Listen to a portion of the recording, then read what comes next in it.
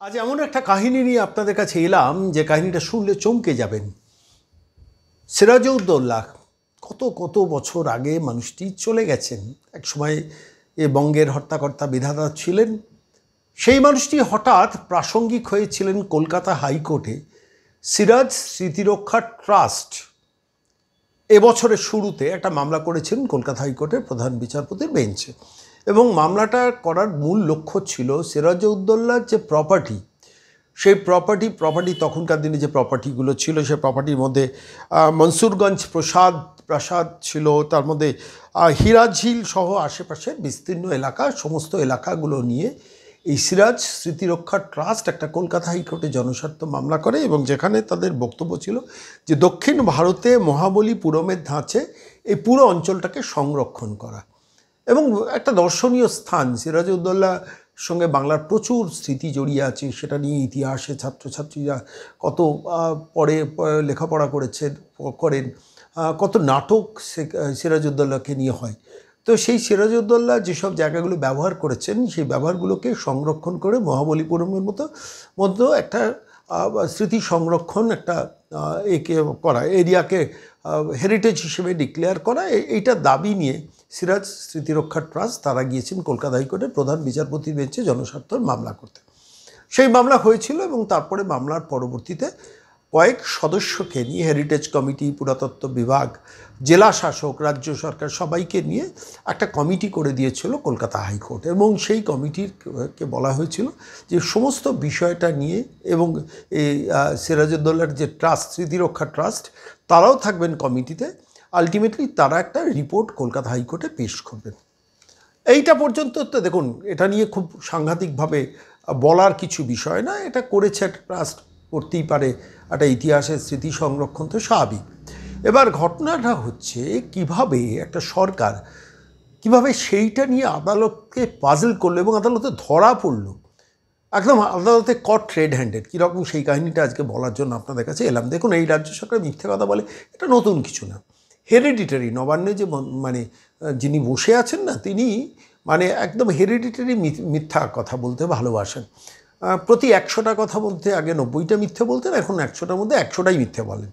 এবং তার টিম বলেন, মানে যারা ওই নবান্নে বসে আছে, যারা ক্যাবিনেটটা চালান, তারা মিথ্যে কথা বলেন। সে চাকরি নিয়ে মিথ্যে কথা বলা, নিজের ডিগ্রি ডিপ্লোমা নিয়ে মিথ্যে কথা বলা, ইস্ট জর্জিয়া বিশ্ববিদ্যালয় থেকে যে এটা পেয়েছেন, উপাধিটা পেয়েছেন, সেটা নিয়ে মিথ্যে কথা, যে বিশ্ববিদ্যালয়ের অস্তিত্ব নেই সেটা নিয়ে মিথ্যে কথা বলা, ইন্দিরা গান্ধীকে চাঁদে পাঠানো নিয়ে মিথ্যে কথা বলা, রামমোহন রায় সতীদাহ বিল বিধানসভায় পাশ করেছেন সেটা নিয়ে মিথ্যে কথা বলা, 1,500 কেজি বাচ্চা গ্রহণ করে সেটা নিয়ে মিথ্যে কথা বলা। মানে অগুন্তি মিথ্যে কথা বলতে বলতে বলতে বলতে বাঙালির কান অভ্যস্ত হয়ে গেছে, শুনতে অভ্যস্ত হয়ে গেছে। সবাই জানে মমতা বন্দ্যোপাধ্যায় মানেই হচ্ছে মিথ্যাচারিণী একজন নেত্রী, তিনি কথা বলছেন। কিন্তু আদালতকে গিয়ে মিথ্যে কথা বলবে, কীরকমভাবে শুনবেন?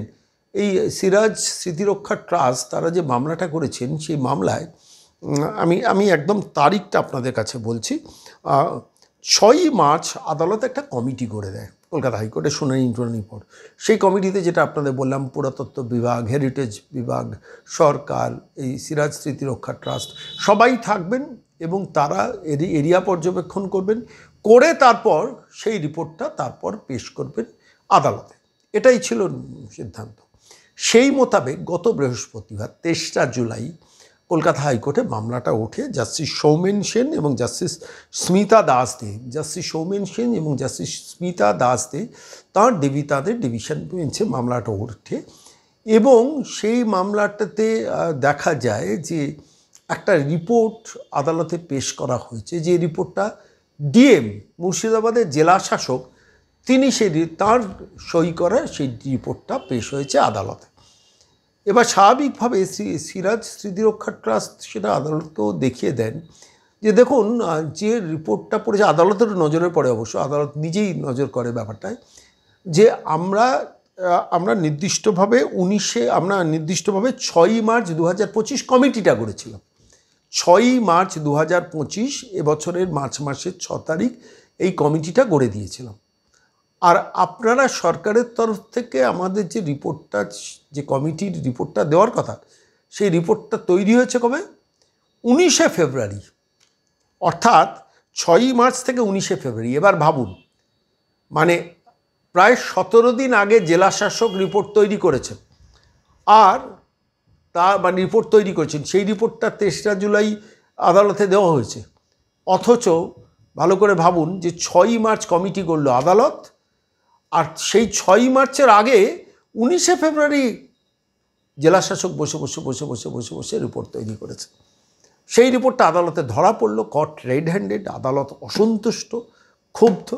তার কারণ রামায়ণ, মানে আমি বলছি রাম জন্মানোর আগে রামায়ণ লেখাটা যেমন, রাম জন্মানোর আগে যদি আপনি রামায়ণটা লেখা হয়ে থাকে তাহলে এই ব্যাপারটা যেমন হয়, এক্ষেত্রেও তাই।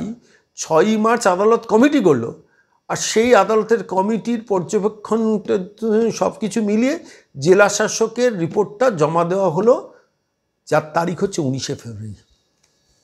অর্থাৎ প্রায় 17 দিন আগে তৈরি করা রিপোর্ট 17 দিন বাদে কমিটি তৈরি হয়েছে, তার নাম করে জমা পড়ল 23 জুলাই। সরাসরি মহামান্য বিচারপতি সৌমেন সেন এবং স্মিতা দাস দে, তারা প্রচণ্ড অসন্তুষ্ট। এই রিপোর্টটাকে রিজেক্ট করে দিলেন। তারা পরিষ্কার বললেন যে এইভাবে মিসলেড করবেন না। আবার 4 সপ্তাহ সময় দিয়েছেন, এবং এই 4 সপ্তাহ সময় পরিষ্কারভাবে করে তার মধ্যে ইন্সপেকশন করে আদালতে আসুন, আদালতে রিপোর্ট দেবেন। ভাবুন, একটা হাইকোর্টে গিয়ে সিরাজউদ্দৌলাকে নিয়েও মিথ্যা কথা বলতে মমতা বন্দ্যোপাধ্যায় আটকায় না। মানে কতটা নীচ মানসিকতা একটা সরকার, একটা প্রশাসনের না হলে এই জিনিসটা হয়। মেনস্ট্রিম মিডিয়া এই খবরগুলোকে কেন সম্প্রচার করে জানি না, কিন্তু আমি মনে হলো এই খবরটা আপনাদের জানা দরকার। যেখানে দেখুন, চাকরি প্রার্থীদের নিয়ে মিথ্যা কথা বলছেন, শিক্ষা নিয়ে মিথ্যা কথা বলছেন, এ রাজ্যে 45% বেকারত্ব কমে গেছে, এ রাজ্যে কোটি কোটি ছেলে মেয়ে চাকরি পেয়ে গেছে, এ রাজ্যে 10 কোটি চাকরি দেওয়ার জন্য তিনি উন্মুখ হয়ে আছেন। এইসব কথাগুলো তো নিরন্তর বলে যাচ্ছেন। মানুষ বুঝে গেছে যে মমতা মানেই মিথ্যা কথা বলা। মমতা অভিষেক এই যে টিমটা, মানে নবান্ন যারা প্র্যাকটিক্যালি চালাচ্ছেন, তারা বেসিক্যালি একটা প্রতারক টিম, এবং মিথ্যা কথা বলাতে তারা সিদ্ধহস্ত, এটা আমরা সবাই জেনে গেছি। কিন্তু তাই বলে ইতিহাসের চরিত্র সিরাজউদ্দৌলাকে নিয়েও একটা সরকার একটা জেলা শাসককে দিয়ে মিথ্যা কথা বললেন। জেলা শাসক তো আইএস অফিসার, তার একবার ভাবা উচিত ছিল না যে 6ই মার্চ আদালত কমিটি করলো, আর সেই আদালতের কমিটি 6ই মার্চের রিপোর্টটা পড়ছে কবে? 19শে ফেব্রুয়ারি। ভাবতে পারেন কত বড় শয়তানি মস্তিষ্ক, মানসিকতা না হলে একটা সরকার এই জিনিস করতে পারে। জানতেন ঘটনাটা? প্রতিদিন বিকেল 4টায় আসবেন, আমরা এরকম ছোট ছোট সাংঘাতিক সব কাহিনী আপনাদের সামনে নিয়ে আসবো।